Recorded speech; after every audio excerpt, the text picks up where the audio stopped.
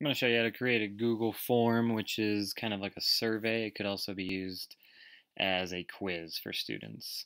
So once you log into your Google account, you're going to go to your Drive. So you're going to click on the Apps button, find your Drive, and then you're going to click the Create button where we've clicked before for document and presentation. This time you're going to click on the Form button. And I usually start by naming it. I'm going to stick with my trees. I'm just going to call this one simply that, trees. Now on our other ones, the Google Doc and the Google Slides, there was a share button up here to make it public. For this one, all you're going to need to do that is uncheck this box that says require d49.org login to view this form. So by unchecking that, now anyone outside of D49 or in D49 can get right to it without any kind of login or anything like that. So this one now, after you do it and put it onto your site, it will be accessible for everyone. So there won't be the share button, it'll just be that. Alright, so again, lots of options on this one as well. What you might want to start with is the theme. So when you click the Change Theme button, it'll give you some choices of backgrounds, and you'll choose one that kind of fits with whatever your topic is. I'm going to go with this Science Lab one. So it gives me a little preview of what that's going to look like when students view it. I'm good with that one, so I'm going to go back to editing my questions. There are 8 different types of questions that you can utilize in the forms. From what I found as a teacher, you're probably going to focus mostly on these first 4, text, paragraph text, multiple choice, and checkboxes. So I'll just show you a couple examples. So I'll start with multiple choice. So here's where you would enter your question. I'm going to make mine more like a survey than a quiz. So I'm going to ask the question, what was your favorite part of our tree unit? Okay, and here's where I would choose between the different ones. I'm going to stick with multiple choice. And here's where I would enter the choices that I want students to have. I can have as many options as I need, so I can keep clicking to add more. I can also get rid of those. I'm going to go ahead and go with 4 choices here. So maybe they liked the art project, research, video, or the report.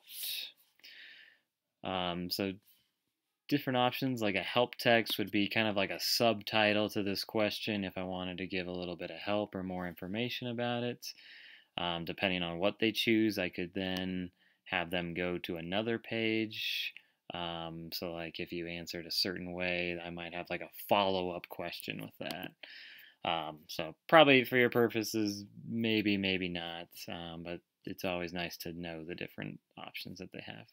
When you're happy with the question, you'll click Done, and that's how it'll look. I can click the View Live form, and that'll show me on the actual form what it looks like, where a student would just select one and then hit Submit.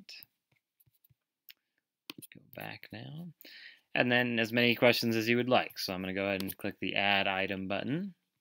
This time I'm going to have a text answer.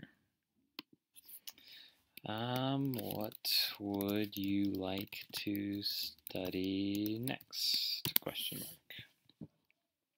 So this one I'm going to leave open-ended, so I'm just going to give them a text. I could do text or paragraph text, and paragraph text just gives them more space. For this one, I'm going to keep it short with text. Click Done. I could go back and check that on the live form to see how it looks.